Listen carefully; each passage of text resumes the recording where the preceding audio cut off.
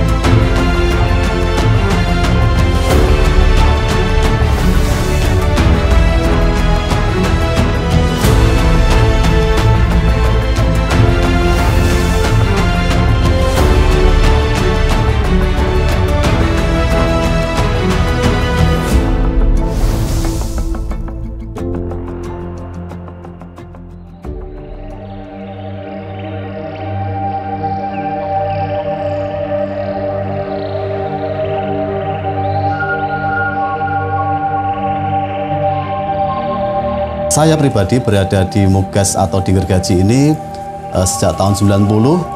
Kami melihat kondisi di lapangan atau kondisi di wilayah kami, khususnya di Kampung Gergaji Pelem ini cukup memprihatinkan dengan slogan Semarang banjir, kumuh kotor.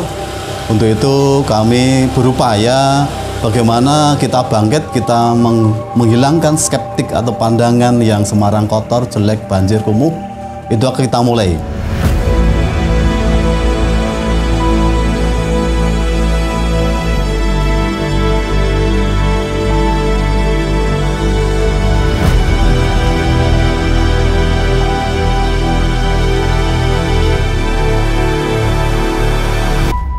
Di awal tahun 90 kita mulai pembenahan kota, pengaspalan, penataan rumah dan lain-lain, sehingga pada tahun 2010 kita mulai membangun namanya perhatian kepada saluran air atau sungai atau kali, yang di situ kita akan mencoba menerapkan sungai yang saat itu kotor dengan sampah, kotor dengan kotoran manusia dan lain-lain, sehingga kita harus bagaimana caranya sungai itu tetap ada manfaatnya, namun juga tetap bersih dan juga bermanfaat.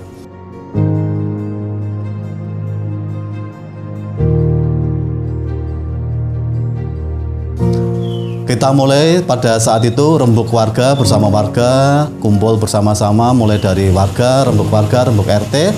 Kita sepakat bahwa kita akan membangun namanya kolam ikan Ulam Sari, di mana itu tempatnya di wilayah timur kampung kami atau tepatnya di dekat Polda.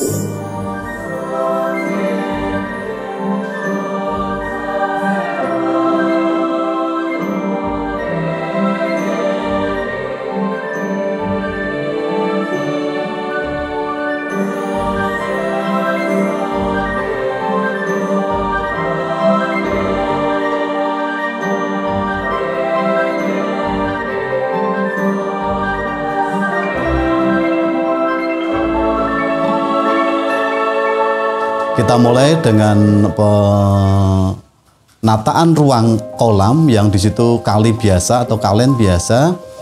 Kita beberapa teori kita terapkan, yang mulai dari filterisasi ternyata tidak mampu untuk menahan daripada cairan kimiawi yang tetap masuk ke dalam kolam dan dikonsumsi oleh ikan yang berada di sana. Kita kembali lagi, untuk begitu kita tanam kolam atau kita bangun kolam, kita tanam filterisasi, untuk kasus sampah bisa kita hindari dengan adanya ikan, dengan adanya pembatas skat-skat. Di situ kali atau sungai sudah bersih, karena orang sudah mulai malu, enggan, sungkan karena di situ ada saudara kita ikan yang hidup di tempat tersebut.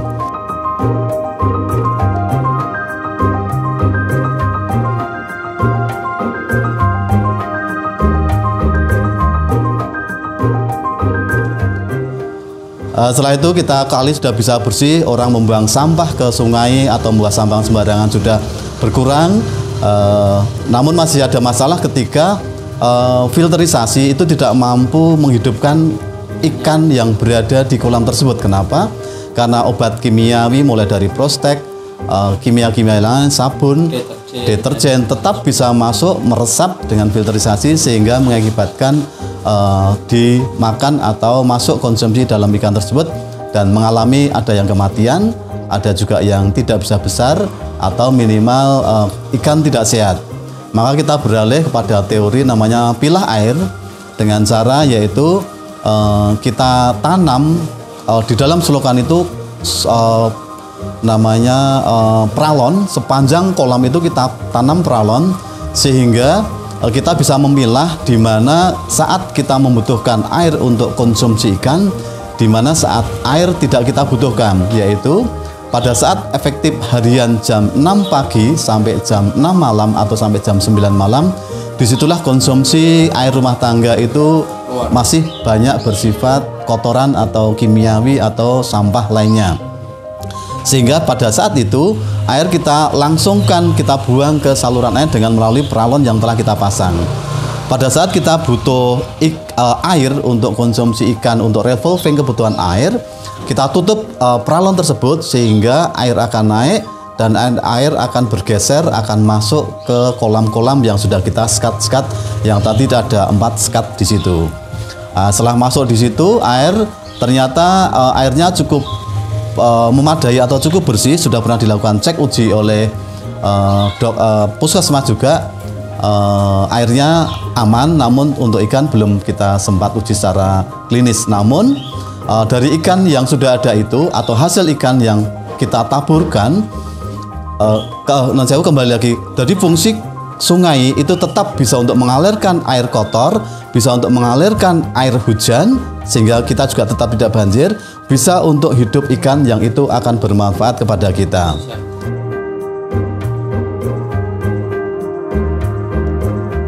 Jadi sebenarnya kolam Ulam Sari itu hadir atau berada atau siap pakai itu sebelum COVID. Sudah ada duluan. Jadi sebelum COVID itu kolam sudah 3 tahun berjalan, sudah dimanfaatkan dan sudah panen 3 kali saat itu. Begitu masuk sebelum itu pemanfaatannya kolam sebelum COVID adalah untuk membantu warga tidak mampu, mulai dari anak sekolah, mungkin dokumentasinya pernah kami adakan. Terus untuk anak tidak mampu, manula, anak sekolah. Terus ketika kita masuk di bulan tahun COVID tahun 2021 ya, kita masuk di tahun 2021, penggunaan hasil kolam ikan yang kita gunakan dengan teori tumpang sari. Di situ ada ikan, ada sayuran lombok, cabai, tomat dan lain-lainnya. Di situ sangat membantu sekali untuk membantu masyarakat yang melakukan isolasi mandiri. Pak Sekretaris saya, Pak Danani dan petugas yang lain, dia ada anggota yang melakukan isolasi mandiri ataupun dia tidak mampu, itu dipetik Pak Danani, ditaruh di meja sana bagi yang bisa ngambil. Bagi yang isolasi mandiri diantar oleh Pak Danani atau yang bertugas berikat itu diantar ke rumah, Pak. Itu yang untuk COVID. Setelah COVID selesai, alhamdulillah kita warga juga bisa melalui fase itu dengan baik. Bukan muncul ya kemanfaatan dari kolam ikan yang ada ikan dan sayuran dan lain-lainnya, itulah kita geser penggunaannya untuk stunting. Kebetulan warga kami ini sangat plural dan warga kami termasuk ekonomi menengah ke bawah, Pak, kebanyakan, karena kami masyarakat transisi ini, bukan masyarakat yang datang dengan sudah mohon maaf gaji memadai, tidak. Ini datang ke sini hanya nemplek-nemplek dan mohon maaf juga panjenengan ketahui rumah di sini sangat mohon maaf ekonomi menengah. Di situ banyak ada 2 warga kami tahun 2000 kemarin, baru 2023 ada warga kami yang stunting 2 dan anak-anaknya gitu waktu salah umur 3 tahun setengah, 4 tahun ya Pak, dan 3 tahun setengah ada 2. Terus kita stimulasi, kita beri, kita dorong, kita cukupi gizinya dengan ikan patin itu menurut kami ikannya lembut, tidak banyak durinya dan proteinnya tinggi. Kita ambilkan tiap seminggu, minimal seminggu itu 2 kali. Kita ambilkan terus untuk diberikan makan. Alhamdulillah dua-duanya ini sudah lulus stunting. Jadi untuk setelah dulu awalnya dari kita ini karena non sewu dekat dengan Simpang 5 dan Taman KB, ini adalah tempat di sini komplit Pak, mall lengkap semua ada. Kami sejak masuk di sini mulai kita geser, kita bangun dan jangan pastikan di dalam ini sudah aman, kecuali yang mohon maaf masih di tetangga. Jadi dari internal juga masih ada yang ganggu, cuma karena kekompakan kita, termasuk kasus yang kemarin ditangani Pak Timur, kami pas ada kegiatan ya orang peduli karena Handar Beni itu milik kita bersama. Sebenarnya di Gatpolda itu Pak yang diambil ya. Di situ ketahuan Pak ada yang ambil, langsung ditangkap lah, masuk pos komplain ya kita urus, kita serahkan ke pihak yang berwajib, ke Pak Polisi RW, terus di situ baru ditangani di Polsek, setelah di Polsek terus kita selesaikan dengan RJ karena yang bersangkutan orang tua mengendaki membina anaknya.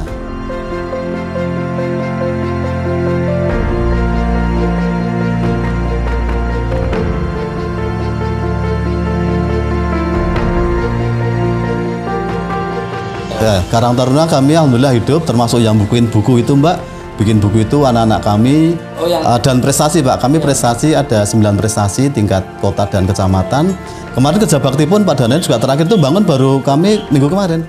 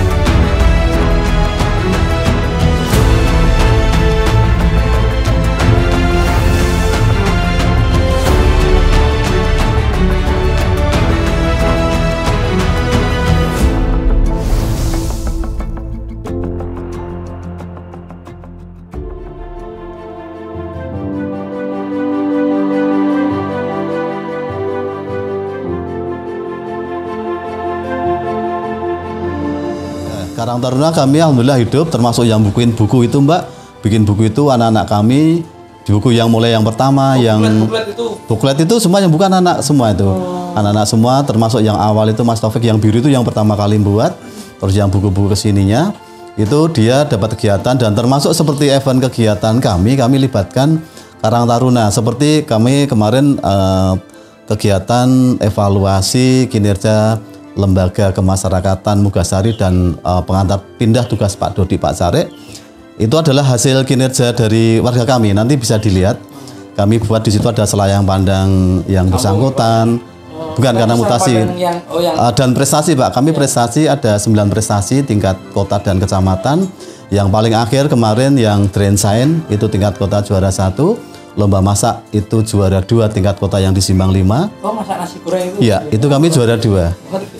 Kami juga berlatih, belajar, dan kita adakan show di sini dulu, masak dulu tingkat RT, terus maju kelurahan, kita juara 1, kita latihan terus juga, akhirnya maju tingkat kota, kita juara 2 untuk lomba masak.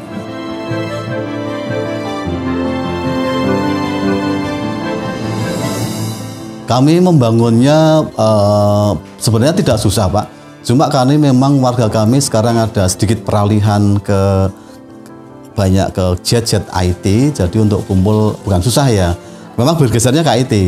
Jadi kami hanya butuh beberapa orang yang mengendalikan kegiatan di wilayah kampung apa namanya di Ulam Sari itu tetap berjalan.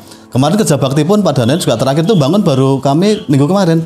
Nanam itu dalam waktu sore gini saya pulang jam 4, kita WA di grup, Pak nanti sore Kerja Bakti Yesus langsung. Itu ada kami 2 tempat Pak, yang sebelah sini 1, yang di RT 4 1. Ada tanaman yang kami tidak, mohon maaf, kami tidak bergeser ke teori yang kadang-kadang non sewu ya, kami sedikit keluar tidak menyalahkan ya. Seperti tanaman toga, mohon maaf ya, tanaman toga itu teorinya bagus Pak. Tapi hari ini mana mau dia ngambil situ. Tapi kalau lombok, terong, tomat, ikan, itu langsung dikonsumsi. Itu realistis, kita bisa realistis Pak. Kalau toga kan dulu di PKK kan sering lomba toga, mohon maaf, mana mau orang metik situ. Mohon maaf, kemanfaatan dari toga saya tidak ngoreksi tidak. Kita memang perlu move ya, perlu bergeser. Coba di Taman Toga itu kita buat kolam yang pakai ember, kita tumbang sari tanami sayuran, ada ikan, ada lombok, ada tomat, ada bayam juga dulu itu. Welcome, langsung dipakai bersama minimal. Kira-kira itu.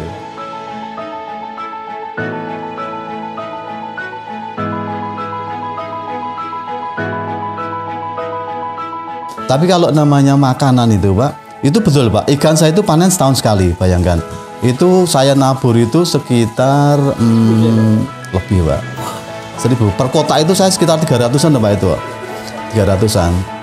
Ya mohon maaf, ada yang lepas, ya silahkan hidup di Simbang 5 di sana, nanti diambil yang di sana lah. Tidak apa-apa sana, kami kan hanya memberdayakan, toh kalau jadi besar dimanfaatkan orang juga. Kami yang lari banyak enggak? Ya ada yang lari tapi tidak banyak. Ada yang kena air kintir coroni Jawa Pak.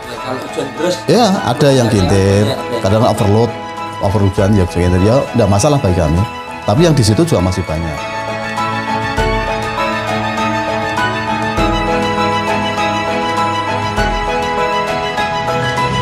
Kami hanya memberikan perintah Pak. Teman-teman itu kalau kerja bakti kami ada 8 RT Pak. Kami set di grup siang itu jam-jam gini lah. Mohon izin Pak RT, nanti mohon izin ditugaskan salah satu warga, 2 warga untuk hadir di lokasi A kerja bakti gitu dengan bawa alat bla bla bla. Sudah, dia akan menghadirkan orang yang memang mohon maaf freelance yang sudah kundur atau apa, dia yang ketua RT. Jadi kami kemarin menghadirkan fotonya dan juga Pak Dani kemarin ya. Dalam sekejap saya pulang jam 4, ganti baju ke lokasi langsung kerja bakti jam 5:30 selesai. Dan kita minimal kemarin ada berapa orang Pak ya? 1 RT 2 rata-rata. Kami alhamdulillah masih grup. Tidak, karena kami jam sore karena hanya memang butuh 2 orang. Karena hanya nanam lombok yang itu, nanam yang lombok itu. Kalau kerja bakti hari Minggu pagi gitu ya? Kalau yang itu, ya itu masih alhamdulillah kami. Dokumentasinya tadi. Kami masih guyub rukun. Jadi kami di kerja bakti masih guyub ketika di saat kita butuhkan, Pak. Kalau tidak dibutuhkan ya mereka memang kami sarankan dan kami dorong silahkan golek nafkah, mohon maaf Pak ya, yang mau tambal ban, yang mau jualan, yang mau kucingan silahkan bekerja semua, tapi ketika kamu membutuhkan monggo relakan sedikit waktu, tenaga, pikiran untuk kampus.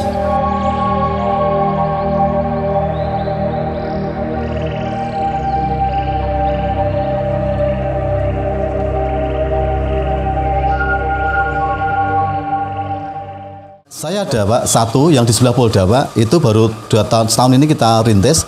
Tadi nanti kalau Bapak lewat yang ke timur Gapuro, nanti arah ke Pahlawan. Oh yang sebelah kiri itu? Ya sebelah kiri. Oh, iya. Itu sedang kita rintis di situ sehingga kami ada 2 ruas Pak, ruas 1, ruas 2. Ya. Ruas 2 baru kita evaluasi beberapa termasuk tekanan air, termasuk ini kita evaluasi.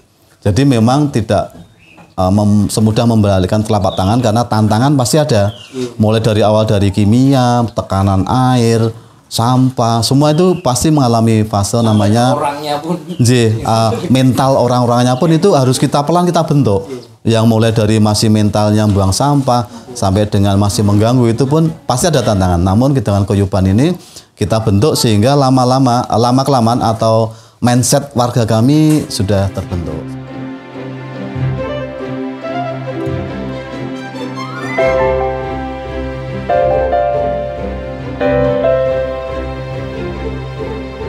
Kami dengan senang hati dan ketika kami kemarin juara tingkat kota Drain Sai dan kita Pak Camat hadir waktu pelepasan itu di kampung laut di Pundi?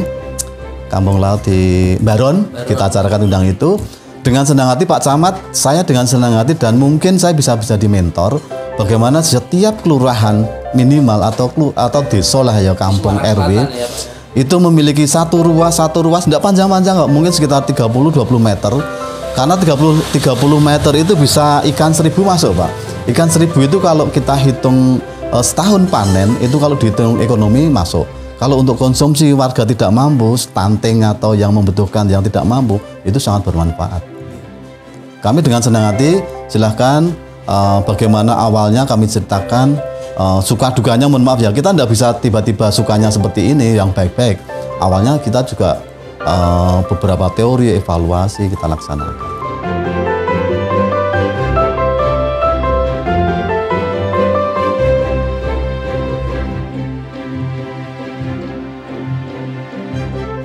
Saya berharap kampung RW 6 Gergaji Pelem Kelurahan Megasari ini adalah penyangga pusat kota Semarang. Saya berharap dari warga kami khususnya, saya bangun warga kami sendiri bisa berpartisipasi, berperan aktif dengan tidak menimbulkan masalah tapi justru menghasilkan sesuatu untuk dirinya sendiri. Dan saya berharap untuk warga atau wilayah lain bisa mengembangkan bagaimana bisa mandiri mengembangkan potensi wilayah masing-masing dan kemanfaatannya juga untuk warga masing-masing. Tentu ketika seluruh wilayah sudah bisa memanfaatkan potensi, dimanfaatkan untuk warga sendiri, harapan Kota Semarang tentu akan makmur dan maju. Demikian dari kami, terima kasih kesempatan yang diberikan.